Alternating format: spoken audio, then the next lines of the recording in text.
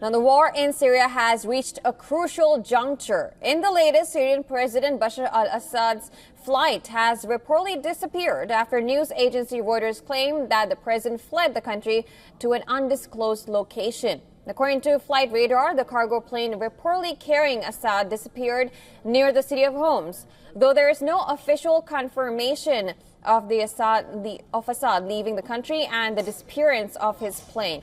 Now, furthermore, the Syrian Army Command has said that Assad's regime has come to an end. Now, earlier, al-Assad's family members, including wife, children, and his two brother-in-laws, they fled the country. Now, as per a Wall Street Journal report, Assad's family have taken refuge in Russia.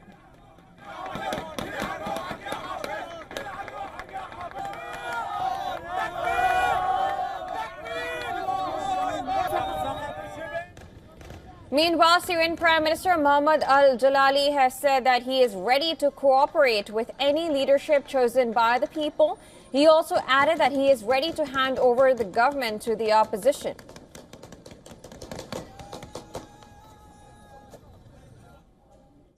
قيادة يختارها الشعب السوري ونحن مستعدون للتعاون معها بحيث نقدم لهم كل التسهيلات الممكنة وبحيث يتم نقل الملفات الحكومية المختلفة بشكل سلس.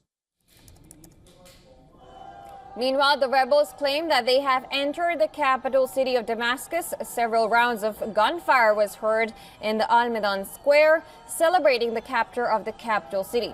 Further, the rebel forces have announced start of new era in Syria after 50 years of Ba'ath rule, asking Syrians abroad to return to free Syria. In addition to this, the rebel group's leader, Abu Muhammad al-Julani, has ordered the forces to not break into any government institutions in Damascus until they are handed over officially by the prime minister. Now, earlier, a Syrian rebel leader has also claimed that its forces have released over 3,500 prisoners from Homs. Now, amidst الله أكبر والعزة لله تم إسقاط النظام وفرق أمن الدولي والجوية والحمد لله انتصرنا على الطاغي بشار وعوانه والإيراني والروسي والحمد لله أخواننا الحموية عم نستناكم حمص عادية الله سوريا حرابية. Now, amidst this chaos and turmoil, the White House said in a statement that U.S. President Joe Biden is closely monitoring the extraordinary events in Syria. Meanwhile, U.S. President-elect Donald Trump had said that U.S. should not get involved in the Syria war, while Russian Foreign Minister Sergei Lavrov said that Syria must not be allowed to fall into the hands of terrorist rebels fighting the forces of Moscow's ally, President Bashar al-Assad. The Turkey's President Recep Tayyip Erdogan said that the incursions by rebels has spelled a new reality in Syria. Speaking at a city located at just 30 kilometers away from the Syrian border, the Turkish president said that the latest attacks have broken the straw in the camel's back.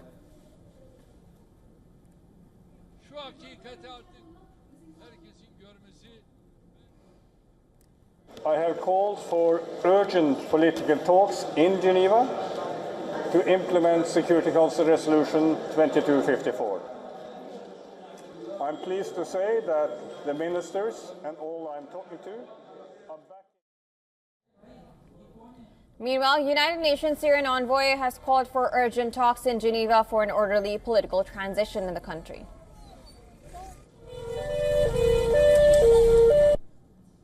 Thank Special Envoy Pedersen and Mr. Saleh for your briefings.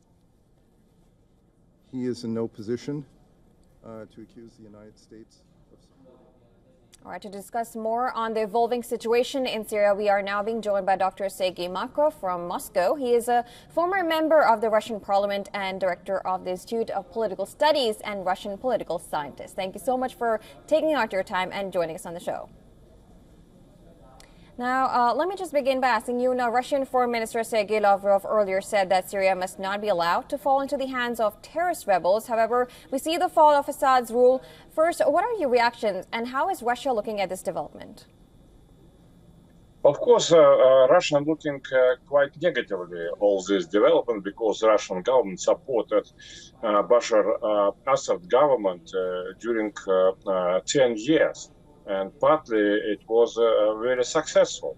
But then, in just 2 weeks, 14 days, this Bashar Assad government fully collapsed.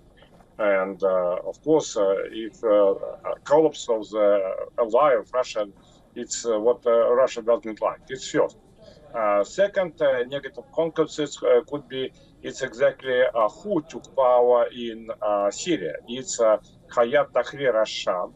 It's former Jabhat, former Al-Qaeda, and it's a very radical Islamist, something between Taliban and Islamic State. It means that it could be very radical Islamist dictatorship in Syria, and as a result, Syria, which is multicultural, multi-religious country, can strive a lot from those dictatorship of HTS. And this is Hayat Tahrir al-Sham. And as a result, you know, a lot of Christians could leave Syria because of political repression and also another ethnical and religious minority. It's a second reason why Russia doesn't like it. Third reason is it's about Russian military base. Russia has military base in Khmeimim aviation and Tartus sea fleet, and this Russian military base used for the communication with Russian military operation in African countries. So now it's only one base used by Russia for the communication with African countries. So it could be the problem for in other regions.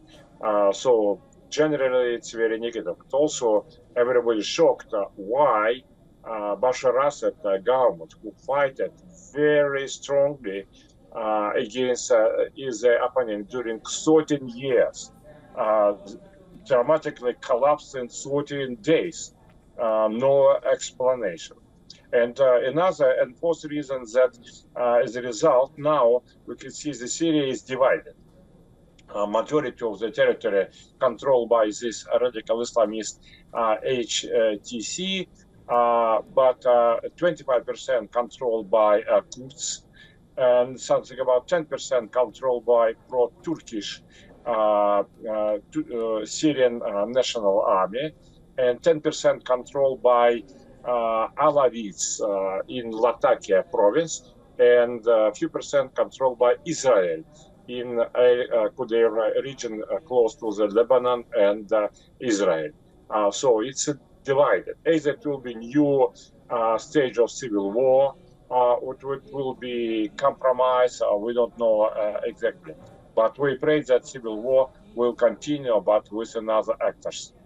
Right. Also, to just add to that you mentioned that Russia did support in the fight against the rebels, and we saw in the initial days. Do you think there was a lack of support from Russia in the last few days, because this development just happened in a matter of just hours? I think if to take Russian support didn't diminish sufficiently. Of course, Russia has a big war in Ukraine, but the proportion of Russian army which have been used in Syria are very small, less than 1% of Russian aviation. Russia took responsibility in Syria only for the aviation military operation. On the grassroots, on the land, it was on the Syrian army from Iran, Islamists from Iran, and also Shiites from Iraq. So Russia had no, in fact, responsibility for the grassroots operation. So it was not a Russian collapse. Russia didn't diminish sufficiently its military effort in aviation during this period because Ukrainian war. It was Hezbollah who took the troops from Syria because Hezbollah has fighting against Israel on the south of Lebanon. It's one reason, but it's also not enough explanation why it's so collapsed. In fact, it means that Russian military support stay almost the same. Iranian support, military support, maybe decreased twice, but why Syrian army collapsed, it's still not explanation. All right. Now, that's really interesting. Now, my next question would be, it's like the question in everyone's mind right now is, where is Assad? The family, according to reports, is in Russia. Do you think Russia will give refuge to Assad? Of course, Russia will be happy to give a possibility to Assad's family to stay in Russia. Russia ready to give to every political people who have been overthrown by somebody, like leaders of Kyrgyzstan, leaders of Uzbekistan, leaders of Ukraine. All of them stay in Russia when after they have been overthrown. Same for Bashar Assad. As we had rumors, no fact, but rumors, that Assad family already in Russia.